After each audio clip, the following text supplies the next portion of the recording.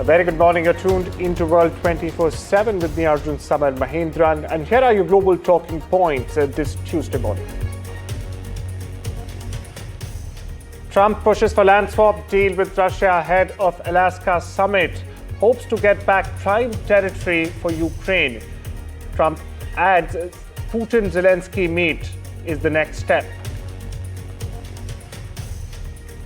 Trump elongates trade truce with China, signs order to extend China tariff truce by 90 more days.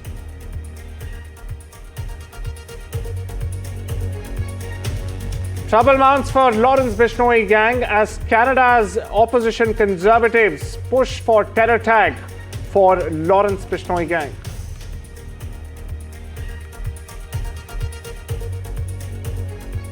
UK adds India to its deport now, appeal later scheme, expands deportation list from 8 to 23 countries.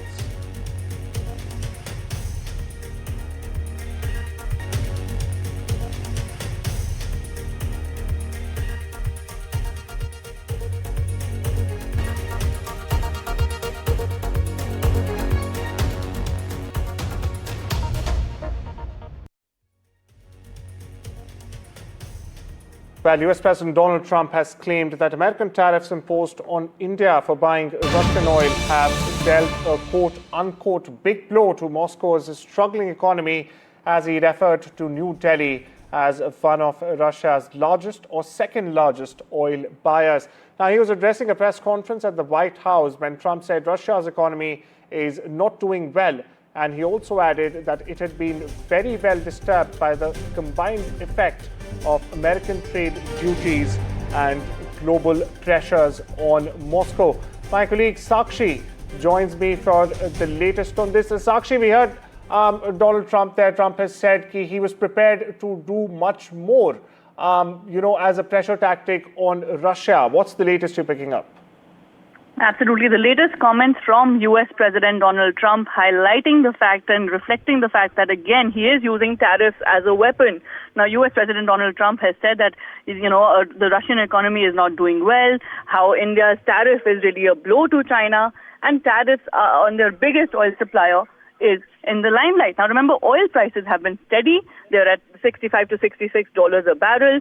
In, of course, the light of the talks really that are to happen, and oil prices are at the moment trading steady. So in focus, of course, US-Russia talks, which again, Donald Trump has said and indicated that he will be looking at how things really pan out, not giving any indication of any optimism in sight. However, remember, top economists have been telling NDTV that, look, the US President Donald Trump, at the moment with this trade war and tariff war and these pressure tactics across the globe, is in a sense destroying himself and the US economy. And while he says that this is beneficial to the US economy, economists believe otherwise.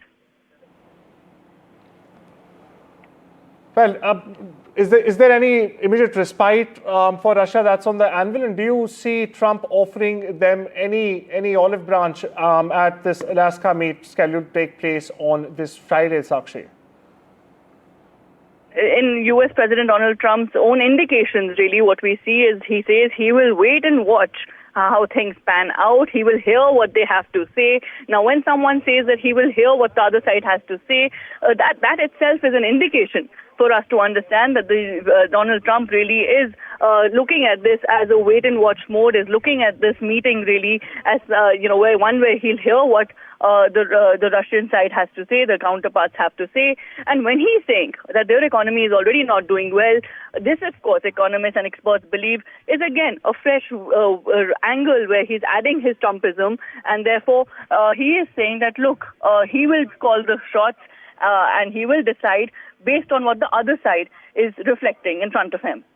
Right. Thank you so much for getting us the latest. That was my colleague Sakshi getting us the latest on Trump's tariff announcement on India and how it affects, in fact, Russia and US negotiations with Moscow. Moving on but staying with Washington, where Donald Trump says Ukrainian President Vladimir Zelensky could very well attend his upcoming summit with Russian leader Vladimir Putin in Alaska this Friday. But he has also expressed doubt that Zelensky's presence would make much difference in securing a peace deal. That's what Trump says. He also stressed that the meeting with Putin is aimed at understanding the possible parameters of a peace deal before he consults with Zelensky and European leaders. He added that if Putin presents what he views as a fair deal, he will bring it to the European Union, NATO, and President Zelensky. Now, still, Donald Trump emphasized that it's not solely up to him to finalize any agreement. Now, that's very important, warning that Friday's meeting may not lead to any major breakthrough. The president later added that a meeting between Putin and Zelensky would, in fact, be very, very necessary. We get you some reactions. There's good and there's bad, but it's very complex because you have lines that are very uneven, and there'll be some swapping, there'll be some changes in land, and the word that they will use is, they make changes. We're going to change the lines, the battle lines. Russia's occupied a big portion of Ukraine. They've occupied some very prime territory. We're going to try and get some of that territory back for Ukraine. Next meeting will be with Zelensky and Putin, or Zelensky and Putin and me. I'll be there if they need, but I want to have a meeting set up between the two leaders. I was a little bothered by the fact that Zelensky was saying, well, I have to get constitutional approval. I mean, he's got approval to go into war. I stay with Washington, where in a last-minute move, or should I say another last-minute move, Donald Trump has signed an order extending the U.S.-China tariff truce by 90 days. Now, this comes just hours before it was set to expire. According to U.S. media, this extension pushes the deadline to early November now, delaying higher tariffs on Chinese goods for 3 more months. Now, Trump praised ongoing talks with China, calling relations with President Xi very good, while China urged continued cooperation on fair and equal terms. Now, this truce, first agreed on May, has been shaky, with tensions flaring in recent trade meetings across Europe, as we saw in July when both the teams met. But for now, U.S. tariffs on Chinese goods remain at 30%, while China keeps the rate at 10%. Meanwhile, the full text of Trump's new order has not been released as of now, but for now, the clock is ticking once again with a new 90-day timeline. Now, the U.S. has also designated the Balochistan Liberation Army and its armed wing, the Majid Brigade, as a foreign terrorist organization. They've cited deadly attacks, including a March train hijacking that killed 31 people. Now, but this time, the very timing of this decision is, however, raising questions. Now, this comes just weeks after the Trump administration announced a joint oil exploration deal with Pakistan. And what were they targeting? Well, they were targeting Balochistan. It's a region rich in untapped reserves. Now, as global powers race to secure energy and critical minerals, Balochistan sits at the center, at the very center. It's a volatile, resource-rich, and a deeply contested piece of land. And to shed more light on this, I'm joined by Glenn Carl. He's the former CIA Deputy National Intelligence Officer for Transnational Threats. Mind you, thank you so much for making the time and joining us this morning, Carl. My first question to you now, is the U.S. using terrorism designations to, in fact, legitimize energy-driven intervention in Balochistan? Because we've been seeing what's been happening with China and its CPEC project in Balochistan. I think you are wise to link the two events. I don't think that the United States under Trump is doing this because it's discovered all of a sudden that a terrorist organization is in fact a terrorist organization. This is a way to curry favor with Pakistan, it seems quite clearly. A follow-up question for you here. And, first of all, thank you. Second of all, could these foreign oil deals also deepen this conflict in a region, as we know, it's already resisting external control? That's why I mentioned China to begin with. Well, China, really, the United States is interested in Pakistan, I would say, first, from a geostrategic perspective, as a way to attempt, at least, to counter China's influence. The U.S. doesn't want Pakistan to continue sliding ever closer to Beijing and Beijing's sphere of influence, and wants to have some way, the United States does, to have some leverage and an in, really, with Pakistan.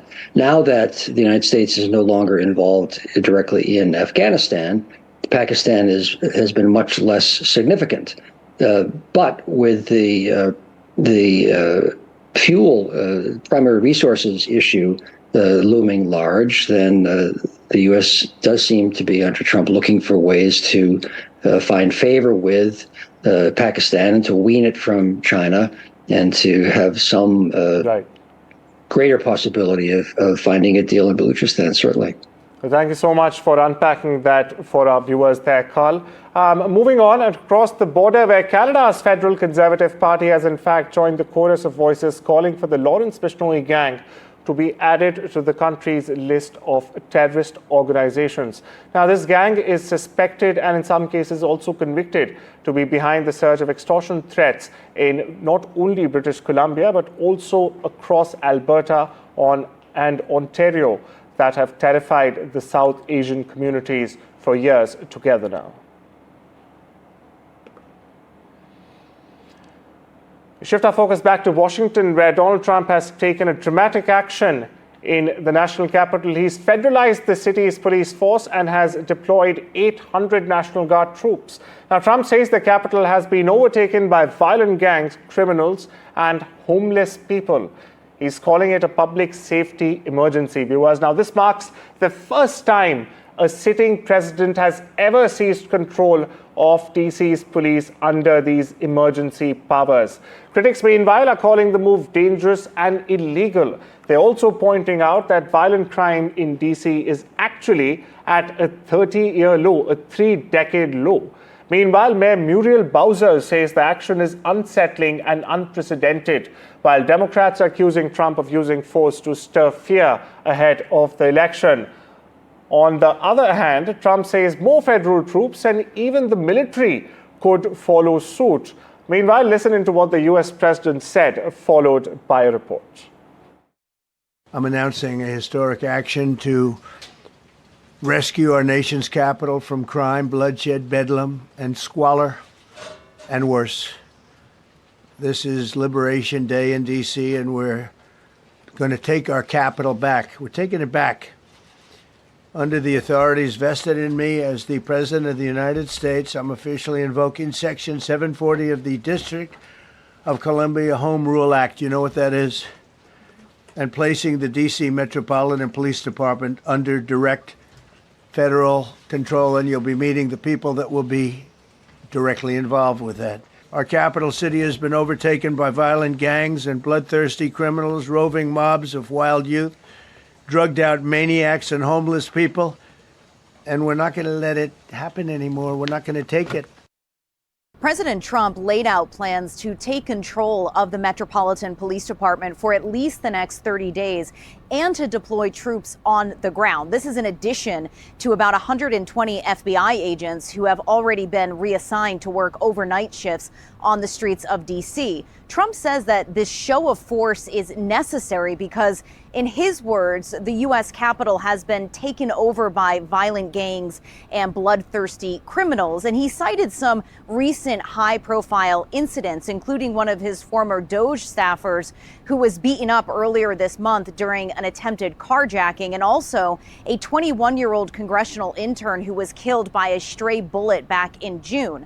The Metropolitan Police statistics, though, actually show that violent crime is down 26% from a year ago, plunging to a 30-year low. Local officials have pointed to this figure as proof that there is no emergency to justify this assertion of power, claiming that this is either a distraction tactic from the White House or it's about further cracking down on blue cities, perhaps using D.C. as the test case for other Democratic cities across the country. Either way, D.C. is not a state, so the federal government and de facto the president do have the authority to exert control like this, even though it has never happened before. Deploying military troops is also allowed, but exceedingly rare. It's usually only used during emergencies, things like riots, mass protests, or natural disasters. Although President Trump has done this before, most recently deploying National Guard troops and active duty Marines on the streets of Los Angeles to quell protests over his immigration policies. The other thing that Trump has vowed to do is to purge homeless people from the city. There are about 3,000 of these individuals, although he hasn't said exactly where these people will go, except to say far from the capital. Tony Waterman, NDTV, Washington. We shift our focus back to India, where in an exclusive interview with NDTV's very own Gauri Dwivedi, Israel's ambassador to India, Reuven Azar, discussed PM Netanyahu's plan to seize Gaza City, threatening the future of 1 million Palestinians. Now, this follows Israel's security cabinet approving a new ground offensive to, in fact, take full control of Gaza's largest city, sparking global outrage. Ambassador Azar, meanwhile, declared that Israel will take over the entire Gaza Strip if it deems so. Listen.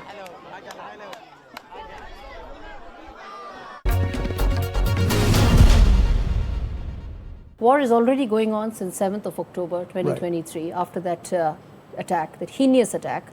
But as things stand right now, many people in Israel themselves are saying that this may not solve the first and most important point, which is bringing back those hostages. Well, we've seen that in a combination of military pressure and diplomacy, we have been able to retrieve 205 hostages, 148 of them alive. So this system of putting military pressure and negotiating has given fruit. Unfortunately, we failed to do a deal in the last few weeks because Hamas has launched a very successful campaign as if Israel is starving the Gazan people, which is not the case. There have been a lot of fake news, including pictures of children that were suffering from genetic diseases and other diseases that were not starving, but the Western media bought into it. So what happened... After that, now you're going to come and take control of Gaza City. We don't have no choice. These things are prolonging the war. If people continue to believe to Hamas lies, this war will continue. So we have to be in a situation in which we get rid of Hamas rule. I think that no reconstruction of Gaza and no serious future for Gaza can happen as long as Hamas is there. Today we are also talking on a day when there have been journalists that have been killed. The organization is somebody that I don't speak much about, simply because they have a very strong agenda against India. But I want to speak about the journalists. Those 5 journalists have been killed even before those massive ground ops have actually begun. Many say, is this a precursor to what lies ahead? Because this is what Israeli ground ops inside Gaza City will be all about.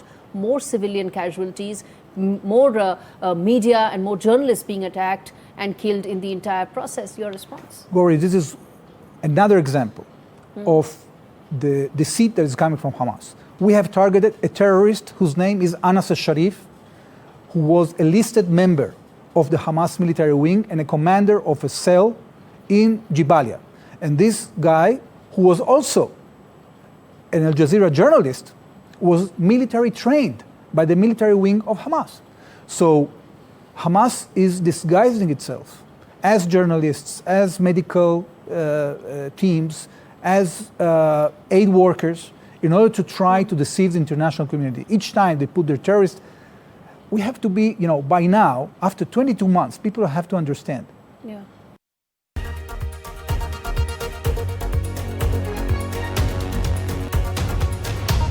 Welcome back. You're watching The World 24/7 here on NDTV. We shift our focus to London, where India is among the list of countries being added to an expanded UK government's list of countries where foreign criminals will in fact be deported once their sentence before their appeals are heard as part of measures to crack down on rising migration in the country.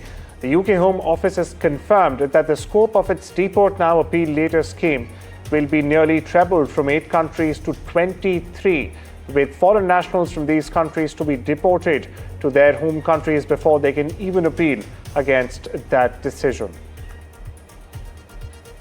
Air India has announced that it is halting its services between Delhi and Washington, D.C. from next month. Now, this is due to a combination of operational factors. Several of Air India Boeing's 7878 Dreamliner planes would not be available due to retrofit program, the airline added. Now, the announcement comes 2 months after the airline's London-bound 7878 Dreamliner plane crashed in Ahmedabad just moments after takeoff.